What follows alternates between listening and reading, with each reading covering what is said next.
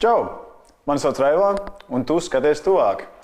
Šodien mēs esam pāris jaunieši no vairākām baznīcām ieradušies un parunāt par pāris tēmām. Kā mums vajadzīga baznīca, par stereotipiem un vēl pāris citiem jautājumiem, kuriem mēs pārēsim pāri. Esmu kopā ar Adrianu, ar Emīliju un Jasmīnu. Nu, tā, parunāsim tagad. Kam vispār ir vajadzīga baznīca? Kam man vajadzētu iet uz baznīcu tieši kā jaunietim varbūt? Kā jums liekas? Manuprāt, baznīca, man personīgi tā ir vieta, kuras tā kā man ir pie Tēva, pie Dievs. Jā, man šķiet, ka tu saņem to savu ikdienas maizi un tu izsūdz grēkus. Un šeit tā ir vienkārši lieliska vieta, kur būt arī kopā ar kristīgiem cilvēkiem, ar jauniešiem. Personīgi man ļoti patīk ar jauniešiem būt baznīcā kopā. Un jā, ar ģimeni, ar citiem cilvēkiem, vienkārši arī ļoti, ļoti kolosāla vide, kur pavadīt laiku. Jā, ļoti liela daļa visu laiku min par to, cik svarīgi arī būt tieši tuvumā Jēzum un nemin arī visas pārējās foršos bonusus, kas, tu minēji jauniešus. Man ļoti patīk pievienoties jauniešos, man patīk slavēt jauniešos, spēlēt instrumentus un vienkārši visādus savus talantus attīstīt Jēzu ļoti stilīgi. Man ļoti patīk. Okay, bet kā jūs šo noprezentētu kādam, kas nav kristietis un vienkārši prasītu, ko tu dari baznīcā vai kam tev baznīca? Man vispār nesen bija tāda situācija, kad es biju skolā un mēs ar draugu runājām, cik jautri mums gāja kristīgā nometnē. Un tad viena meitene, kura nav tāda ticīga un neiet uz baznīcu, un viņa tiešām dzirdēja, cik sajūsmināti mēs par to esam, tiešām ļoti daudz prasīja. Un man liekas, ka viņa tiešām arī gribētu braukt uz to nometni. Jā, jo es arī varu minēt pēc savas pieredzes, jo es neesmu pārāk ilgu laiku kristietis, reāli sanāks tikai augustā vai jūlijā kāds gads. Un tas mirklis, kad tu vispār sāc sekot Dievam, un tas mirklis, kad tu saproti, ka tev Dievs nekad nebija dzīvē, un cik tu tukši jūties iepriekš pirms tā, es nevaru to aprakstīt. Tā ir ļoti forša daļa no tā visa. Un tas arī tagad atspoguļojas tajā, ko tu teici par to nometni, ka tādā ziņā tu pieredzi kaut ko tādu, un tu nevari aprakstīt, līdz kāds cits arī to dabū pieredzēt pirmo reizi, un pēc tam pat negribās baigi nākt apakaļ uz kaut ko iepriekš. Jā, man liekas, ka daudzi jaunieši un vispār cilvēki iedomājas, ka, kad dzird baznīcu, tu esi tajā kultā vai tajā sektā, un kas tur neko nevar darīt, un tu pēc kādiem šausmīgiem likumiem tur viss jādara. Un tā, bet realitātē tā nav, tev baznīca neko nepiespiež. Tev arī nav nekas, tu neko neesi parādā, un tu vari vienkārši nākt, kāds tu esi. Man arī bija draudzene, kur es tur vienreiz uzaicināju uz jauniešu vakaru, un viņa teica, kā, bet es nevaru nākt tā, tur man gan jau tiesās, jo man tur ir krāsoti mati un piercingi vai kaut kas tāds, bet tu vari nākt, kāds tu esi pie Dieva. Ok, jā, būs kādi cilvēki, kas varbūt pēkšņi kaut ko iedomāsies un varbūt pasīsies šķī, bet tā ir viņa problēma, jo Jēzus grib tevi tāds, kāds tu esi. Jā. Un atkal baznīca nav nekāds kults. Ir visādas vietas, kas mēģina ievilkt un parādīt slikto baznīcā, tāpēc ir jāuzmanās. Dažādi cilvēki, kas melo. Jā, tā ir vispār lieta, kur ļoti sasaistās ar tieši tā melošana, tieši tā, lai mēs varētu tā nosaukt šķībā evaņģēlīti, kā sludināšana, ka izmanto Dieva vārdu, lai prezentētu varbūt kādu tādu finansiālu plānu, tieši kur uztumt virsū. Tas ir ļoti daudz biedē.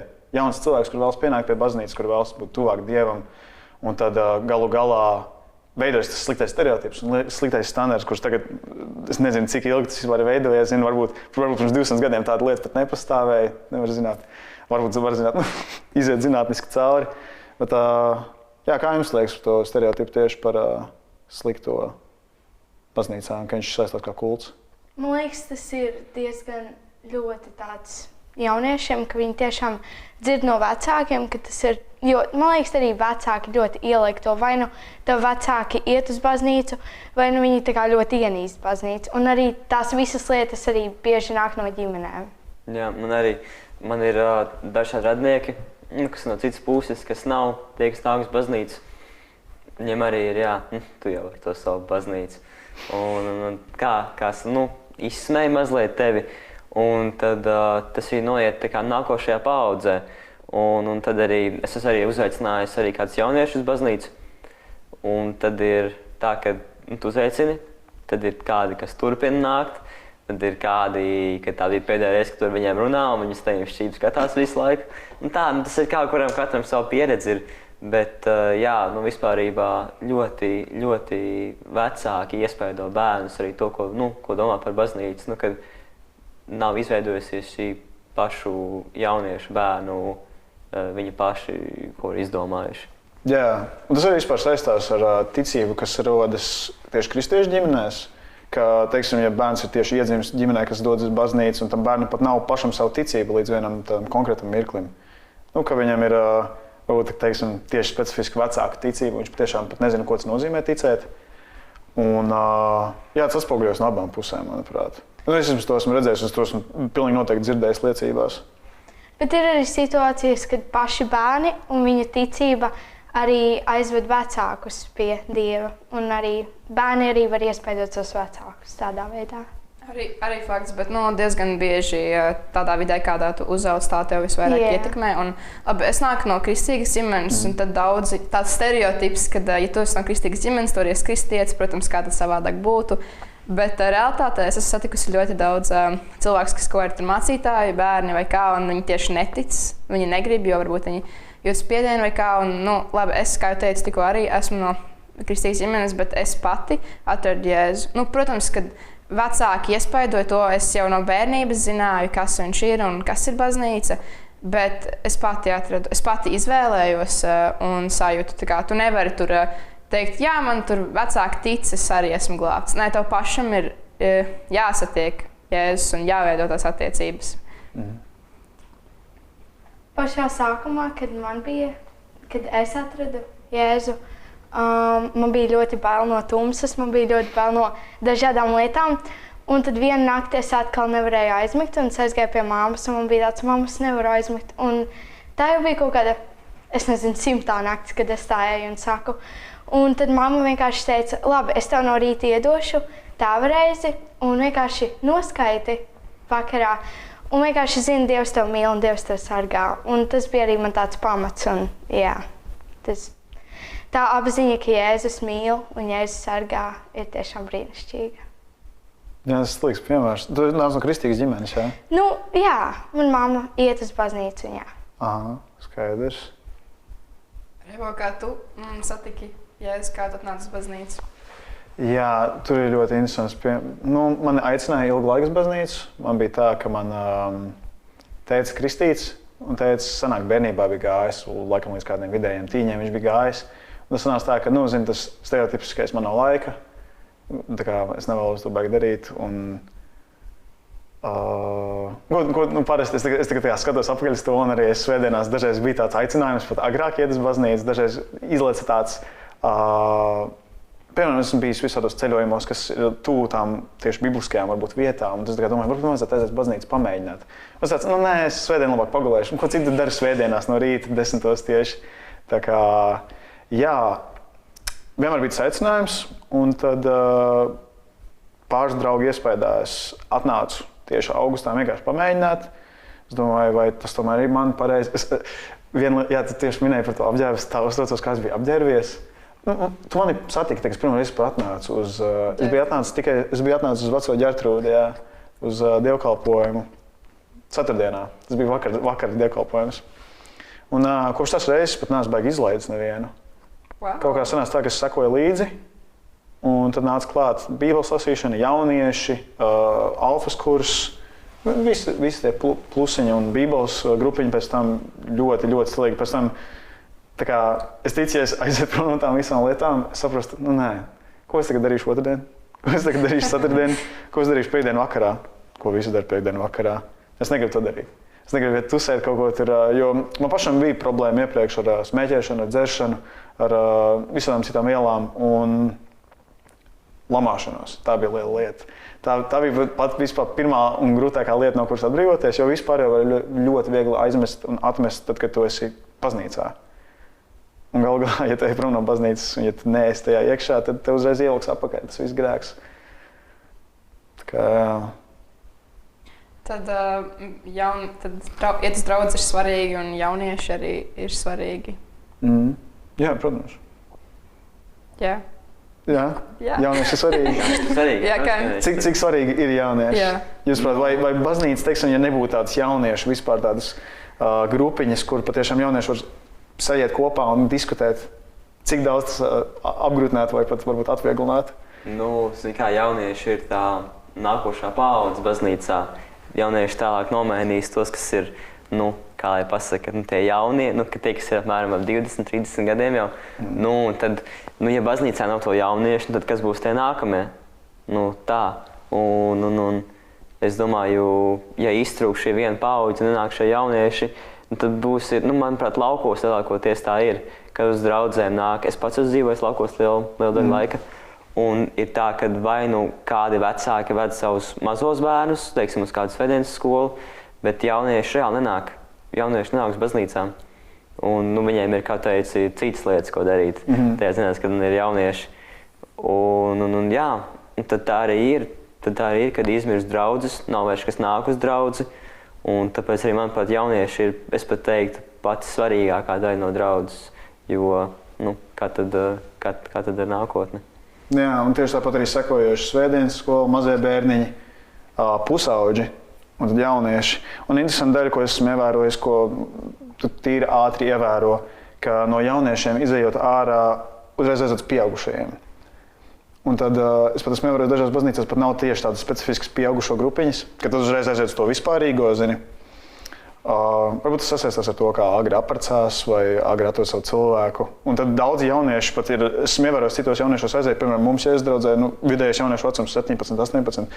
Esmu aizgājis citām draudzēm, redzējis 20 plus gadi, 24. Tas ir nu, kā tīri normāli. Un kā interesanti, kur ir tas, tā līnija, kur tiek sasteigts pēkšņi uz tiem pieaugušiem. Cik tas varētu būt ērti. Es tagad iedomājos, ja man pēkšņi iemest pie lieliem, es pēkšņi aizēju no kaut kādiem 17 gadniekiem, pēkšņi bet 40 vienkārši. Nu, tagad šitie ir mani čomi. Jā, arī par svētdienas skolu. Tā kā reizēm, tad, kad draudzēs nav jauniešu vai tu nezini, kur iet, tu pabeidz svētdienas skolu un tad tu vienkārši ej uz dievkalpojumiem, bet tad, piemēram, ir kaut kādas labākas lietas, ko darīt svētdienās, nu, kas nav labākas, bet tev tā liekas. Un tad nav kur iet, bet tad, ja ir jaunieši, tad ir kāds, ko satikt tavā vecumā, kur iet, kur ir jautri. Un, man liekas, tāpēc jaunieši ir ļoti svarīgi. Jauniešu vakari un, jā. Es domāju, ka pat ne tikai tāpēc, lai nākamā paudze ļoti svarīgi turpināt tajā baznīcā, jo nebūs tad tur varētu vienkārši izmirt un palikt tās vecās omītes, kuras arī kaut kad aizies. Un, nu, vispār tur arī ir tas stereotips, ka tikai vecas omītes nāk. Un es piekrītu, ka kādās lauku draudzēs bieži vien tas ir tie vienīgie cilvēki, kas tur ir un tā ir. Bet lielākās pilsētās ir nu, vairāk cilvēku, kas nāk, jo apkārtnē ir vairāk. Un tad arī es esmu redzējis vismaz Rīgā, un arī kādas lielākās pilsētās ir jaunieši un arī bērni. Un tas nav tikai vecām omītēm baznīca vispār. Un jaunieši ir svarīgi, kā jau teicu, ne tikai nākamajai paudzei, bet arī, lai varētu būt tā sadraudzība, gan viens otru stiprināt ticībā. Protams, draudzības starp jauniešiem, kas ir ļoti vērtīgas. Man ir ļoti daudz labi draugi, kurus esmu satikusi tieši kādos jauniešu pasākumos vai jauniešu vakaros, bet arī jūs kopā viens otru varat vēst tuvāk pie Dieva. Jā. Un skatoties uz to, kā mums tagad Rīgā ir tāda lielāka jauniešu kopiena un laukos ir tāda mazāka, tad mēs apgājām apkārt un pavaicājām pāris mūsu jauniešiem, cik svarīgi un cik būtiski tas, ka kādā baznīcā un draudzē patiešām ir jauniešu kopiena.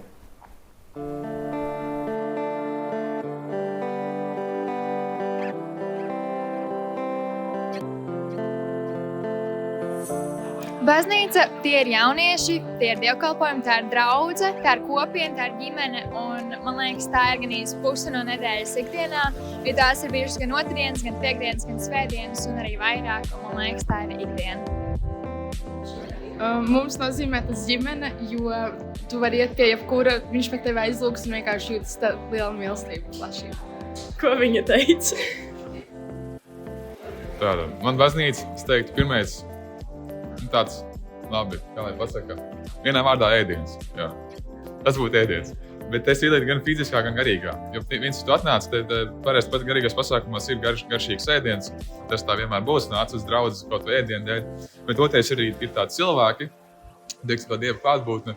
Viss tas pārējais, ko draudzes pati sevi ietver, ir, teiksim, tas garīgais ēdiens un tas tukšums, kas tev ir uzpildīt. Tu nāc uz draudzes, tāpat kā nāc uz benzīntanku, pieliec sev bāku iekšā mašīnā. Un tas, principā, īstenībā, kas būtu man draudze. Man baznīca ir ģimene un otrās mājas, kur tiešām es varu atnākt un atpūsties un pavadīt jauku laiku. Stilīgi, jā. Jā. Man liekas, tiešām jaunieši ir svarīgi gan baznīcai, gan arī tai sadraudzībai un nākamajām paudzēm. Un man liekas, ir tik svētīgi redzēt, ka jaunieši izaug un tad kļūst par pieaugušiem. Viņiem ir savi bērni, kas arī turpina iet. Un, man liekas, tas tiešām ļoti brīnišķīgi. Jā, vispār ļoti interesanti lieta, ko es redzu. Es nezinu, kā citos jauniešos varbūt neesmu ievērojis. Mums, ja es draudzē stāv tā siena, kur, kā zini, iet tās paaudzes ar jauniešiem. Tu kā redzi, šis ir tas, kuram jau sirmi matus deniņiem ir visu, viņš manā vecumā šeit. Tā ir viena stilīga daļa, vienkārši atskatīties. Ļoti interesanti, kā tagad ar tehnoloģijām attīstoties, kā mainīsies, jo to jauniešu to formātu, man liekas, ir tik daudz vieglāk publicēt un patiešām parādīt citiem cilvēkiem prezentēt. Nekā tas bija, teiksim, 90. Es vēlētos pievienoties kādai jauniešu grupai, kā kopienai baznīcā, ka tas arī ļoti izmaina to stereotipu par, teiksim, baznīcas iešanu, ka tā ir tikai svētdiena, ka tā ir tikai kādu, teiksim, lieldienu svinēšanu, jā, tieši es aiziešu uz Ziemassvētkiem uz baznīcu, jā, ka ir daudz vairāk pasākumu. Tas ir viens stereotips, kas, manuprāt, man sēdēja ļoti ilgi iekšā. Es biju šokā, ka es uzzināju, ka ir tāda lieta kā jaunieši. Piemēram, tu esi bijusi visu dzīvi baznīcā, jā. Tu arī biji svētdienas skolā? Jā, svētdienas skolas bērns visas tēmas jau zināju pēc pirmajiem gadiem. Un tad man, protams, vieglāk, jo es jau visu darīju. Un es arī sāku tur braukt uz nometnēm, gan bērnu, gan arī pēc tam uz jauniešu. Un tad es arī tur, man liekas, jau no 12 gadiem, principā, vai 13 es sāku kalpot dažādās vietās. Un tas arī pastiprināja to ticību. Un ir arī vispār tas, tāds, man liekas, viens teiciens, es nezinu, no kurienes man to draudzene izvilka, bet kaut kāds arī mazrusiņi varbūt ne tik ļoti par jauniešiem, bet draugs ir nevis tas, kas saņem, bet tas, kas dod. Un tam, man liekas, arī kalpošanas un palīdzēt viens otram arī ir brīnišķīga lieta, ko darīt. Un liekas, ka ko es tur kādam palīdzēšu, vai es negribu iet pie tā cilvēka, vai kaut kas tāds. Bet, ja tu to izdarīsi, tad pēc tam tev pašam būs laba sajūta. Šajos laikos, man liekas, cilvēki, pirmkārt, gan jau arī tāpēc, ka visas tās tehnoloģijas ir labas un brīnišķīgas, bet tajā pašā laikā cilvēki arī nerunā tik daudz vairs viens ar otru, bet sēž tajā telefonā. Un līdz ar to ir varbūt pat grūtāk, nezinu, piet pie kāda parunāties vai kādu uzaicināt, jo viņš sēž tajā telefonā. Nē, es neieiešu, kaut kas tāds. Un tad jāmēģina pārvarēt tās bailes, varbūt arī izkāpt no komforta zonas. Jā, es reāli redzu, tagad ar tiem visu to, kā telefons sēž, tie var arī palīdzēt, un tie arī var riktīgi uzsver uz to individualismu. Kas tagad burtiski, tu vari pastīties ļoti daudz cilvēki, daudz vairāk grib strādāt individuāli, veidot pašu savus biznesus, un tas loģiski nav slikti. Tas nav sliktas lietas, bet tās ļoti var atstumt no šāda veida draudzēm, no šāda veida kopienām. Jā. Manuprāt, arī, ka tu par tām platformām, un kad jaunieši arī taisa video mūsdienās, ko var tālāk rādīt citiem, un arī mūsu draudzē. Mums jaunieši izveidoja TikTok kontu, un sākumā mēs bijām mazliet skeptiski par to, kāds būs un ko mēs tur liksim. Taču mēs redzējām šo efektu uz jauniešiem, kad reāli nāca, kā tu uzzināji, es ieraudzīju video, un es domāju, atnākšu, un wow, cik forši. Bet, un ka tu vari šos cilvēkus, kā lai pasaka, izraut no tās otra ekrāna puses pie sevis. Un manuprāt, arī mūsdienās tas ir tik svarīgi, kad tu varbūt nāc ar kādu draugu, jo, varbūt viens, protams, jaunieši ļoti viņi pieņem tevi vienmēr un vienmēr gatavi tevim parunāties, bet tik lieliski, man liekas, ka tu vari nākt ar kādu draugu, ko tu jau pazīsti, un iet kopā cauri šai pieredzēji, satikt Jēzu, jo arī man kādreiz bija tā, ka, es biju vienīgais savā vecumā manā draudzē kādreiz. Un man bija reāli tā, ka man likās, ko man velk uz to baznīcu atkal. Protams, es zināju, es ticēju, Bet, jā, nu visu laiku tu sēdi tajā augstajā baznīcā, tajā solā. Nu, tur tā laukos baznīcās vienmēr ir augsts, vai ir vasara, vai ir ziema, un tur nav nekāda starpība. Taču pēc tam kaut kā bija tā svētdienas skola, tad nāca apkārt kādi kaimiņi nāca, un tajā bija foršāk. Un tas, man liekas, ir lielisks veids, kā iepazīt Jēzu, jo vienam pašam, īpaši vienam pašam tavā vecumā, tas ir grūti. Jā, tā ir tā lieta, ko es ievēroju riktīgi. Atnāku, un tagad atnāc, teiksim, no pasaulīga tā kā fona, un tad domā, būs grūti parunāt, un ja tu pieredzi pie tādas atmosfēras, kur visiem vajag būt, teiksim, vienos naktī jau iedzērušiem, lai viņi vispār varētu parunāt ar tevi un iepazīties. Un tad tu atnāc un pēkšņi tāds, čau, kā tev sauc? Ko? Kā man sauc? Ja man sauc, kā tev sauc? Un tad, piemēram, labs piemērs, man uzreiz pirmais džeks, kas pie manis atnāca, tu biji viens no pirmajiem. Mēs satikāmies Rīgas svētkos, tas bija labs. Roberts, viņš arī ļoti daudz jauniešu, Joels, es pat, man liekas, varētu nosaukt visus. Atnāk pretī, parunāt, pastāstīt, uzprasa par tevi, uzprasa varbūt no kuras draudzes tas bijis, vai neesmu bijis no draudzes, kaut kur tev uzreiz uzaicina, kaut ko tev piedāvā. Un uzreiz atklājas pilnīgi jauna pasaule. Un tas ir tik satriecoši. Tā ir viena no manām mīļākajām daļām vispār eksistēt jauniešos un būt kā daļai no tā visa, kuras varu tieši to pašu piedāvāt arī kādam citam jaunietim. Vienkārši būt daļa no tāds superīgs ķēdes. Jā, tad, kad es pirmoreiz atnācu uz baznīcu, es pazinu tikai tādu mūzikas skolas vidi, tādu teātra vidi, kur visi tā kā sacenšas. Un jā, tev ir draugi, bet ja viņi varēs pakāpties augstāk, viņi to vēlēsies. Un jā, tā kā tāda vientulība pat. Un tad es aizgāju uz baznīcu, un tur bija tik daudz cilvēku, un visiem bija tāds tā kā čau, kā tevi sauc, kā tev iet, un visi bija tik draudzīgi. Un tad es aizgāju mājās, un man bija tāds, mamma, kāpēc tur bija tik jauki cilvēki? Un tā kā vai visas draudzes ir tik jaukas? Un jā, un man liekas, tā ir ļoti, ļoti vajadzīga lieta dzīvē. Jā, es piekrītu, ka baznīcā var tiešām satikt brīnišķīgus cilvēkus.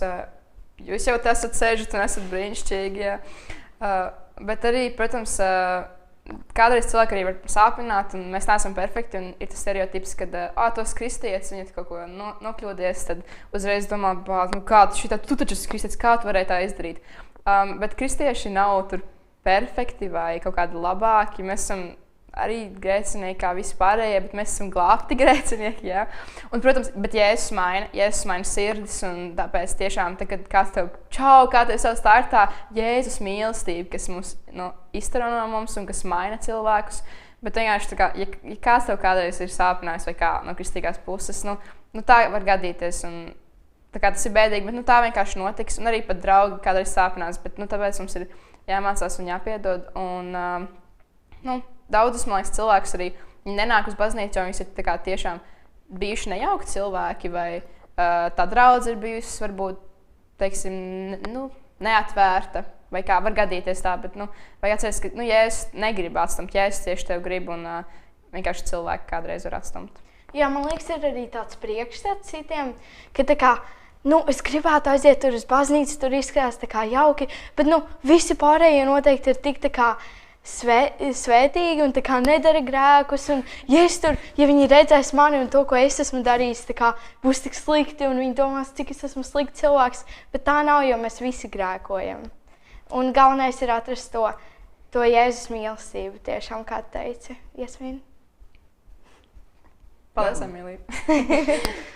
Jā, tas cilvēcīgums jau galā nepazūd, un tā ir tā daļa, kur daudz tomēr tā kā palaiž garām, ka domā, tu esi kristietis, kas tas ir, kāpēc viņš tā darīja pret mani, bet jā, mēs esam izskrējuši cauri stereotipiem, mēs esam izskrējuši cauri to, ko mūsu draugiem, mūsu citi pārējiem jauniešiem arī būtu teikt par šo tēmu.